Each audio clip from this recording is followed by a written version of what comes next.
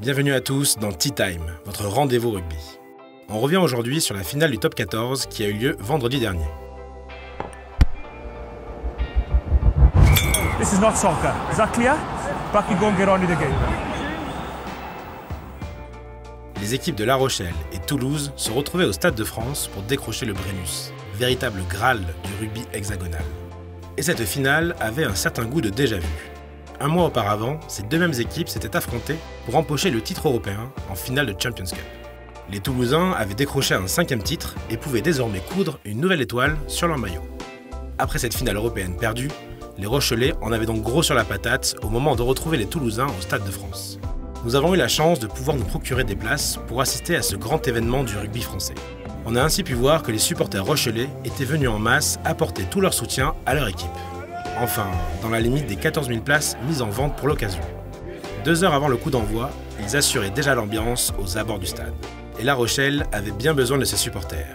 Comme en Coupe d'Europe, c'est la première fois que le club arrive en finale du championnat français. Un exploit pour un club qui, il y a quelques années encore, évoluait en Pro D2.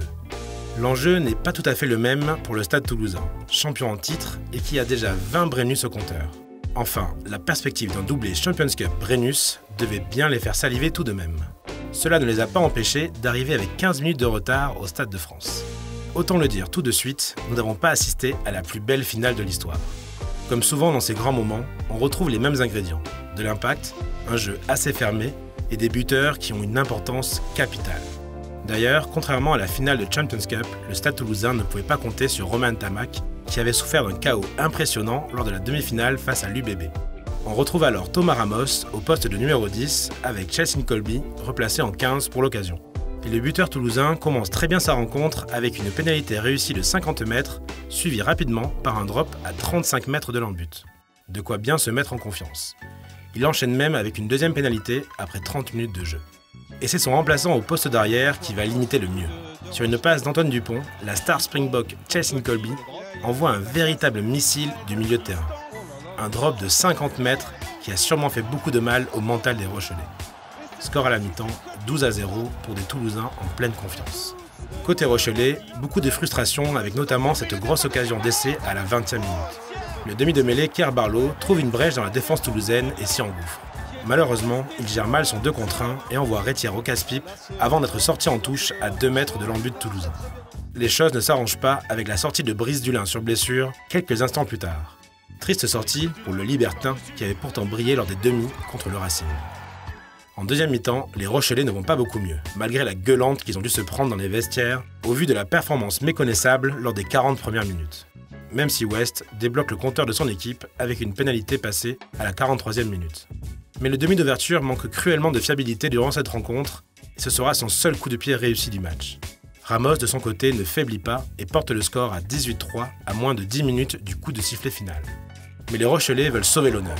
Ils donnent tout ce qui leur reste sur un ballon porté pour finalement finir en terre promise et marquer le seul essai du match par l'intermédiaire de Danny Priso, rentré un quart d'heure plus tôt. Un réveil un peu tardif pour les Rochelais qui marquent bien trop tard pour espérer revenir au score. Malheureusement, la transformation ne suit pas, résumant plutôt bien la rencontre.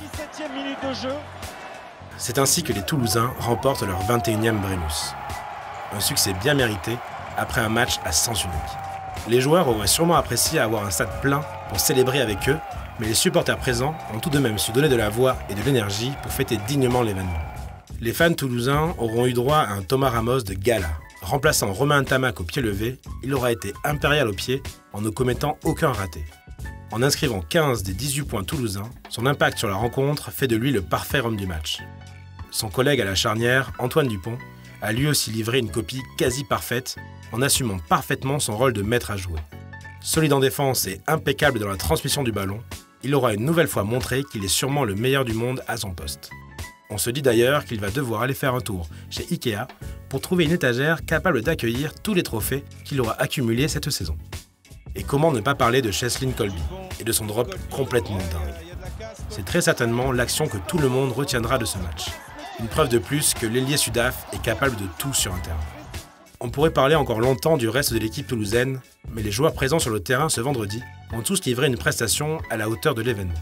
Mention tout de même à Romain Ntamack, qui même s'il était contraint de regarder le match depuis les tribunes, réalise le doublé Europe-Championnat comme son père en 1996.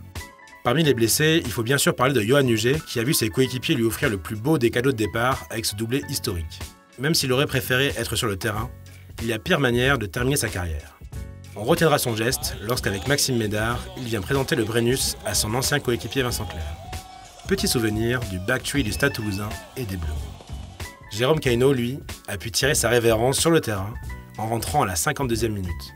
Sûrement la plus belle fin possible pour l'aventure toulousaine du double champion du monde. Enfin, s'il y en a un qui commence à avoir l'habitude des ventres glisses face au Brennus, c'est bien Maxime Médard qui décroche son 5e bout de bois. L'increvable Wolverine a d'ailleurs indiqué en fin de rencontre qu'il remplissait pour une saison supplémentaire l'an prochain avec le Stade Toulousain. Le Stade Rochelais, de son côté, n'a pas livré une prestation à la hauteur de l'événement. La revanche de la finale de la Coupe d'Europe n'aura pas eu lieu. On a senti les Rochelais réellement tétanisés face à l'enjeu du match. Un joueur, Iaya West, symbolise parfaitement les difficultés des Maritimes. Imprécis dans ses passes, il avait beaucoup de mal à faire jouer ses coéquipiers, et comme lors de la finale de Champions Cup, il a failli face au poteau, avec en point d'orgue, cette transformation ratée après le seul essai du match. S'il y a bien deux joueurs qu'on aurait adoré voir s'exprimer totalement durant cette rencontre, ce sont bien Brice Dulin et Grégory Aldrit. Le premier a malheureusement dû sortir sur blessure après à peine 20 minutes de jeu. Touché à la main gauche, il semblerait qu'il doive subir une opération avant de pouvoir retourner sur les terrains la saison prochaine. Grégory Aldrit, lui non plus, n'a pas foulé la pelouse très longtemps. Pas de blessure ici, mais un remplacement précoce en tout début de seconde période. Visiblement pas dans un grand jour, Jono Gibbs a préféré faire rentrer Vito plutôt que prévu. Aldrit le dit lui-même, entre la finale de Twickenham et celle-ci, c'est le jour et la nuit. Les mots de l'entraîneur des arrières, Roland O'Gara, sont tout aussi durs. Le Stade Toulousain était 10 fois meilleur que nous. C'est décevant, mais assez facile à accepter, car le résultat est normal. On n'a pas été précis. On n'est jamais entré dans le match. On a donné trop de cadeaux, et contre une équipe comme ça, c'est trop difficile. Tu fais 26, 27 bons matchs, et maintenant, tout est à la poubelle. C'est la vérité. Difficile de contredire la légende irlandaise, mais il ne faut pas jeter le bébé avec l'eau du bain. Cette finale ne symbolise pas la saison de La Rochelle. Ils n'ont pas à rougir de cette année réussie, malgré ses échecs en finale. Pour rappel, les Maritimes n'avaient jamais atteint un tel stade dans aucune des deux compétitions. Cela laisse donc envisager de belles choses pour la suite et l'évolution de ce club qui ne connaît l'élite que depuis quelques saisons. Une chose est sûre, cette finale aura vu s'affronter les deux meilleures équipes de l'exercice 2020-2021 du top 14. Le Stade Toulousain aura vécu une année extraordinaire parachevée par ce doublé historique. Le Brennus reste donc dans la ville rose et on a pu voir que les célébrations sur place n'ont pas manqué d'énergie à l'image de la foule réunie place Saint-Pierre pour fêter la victoire.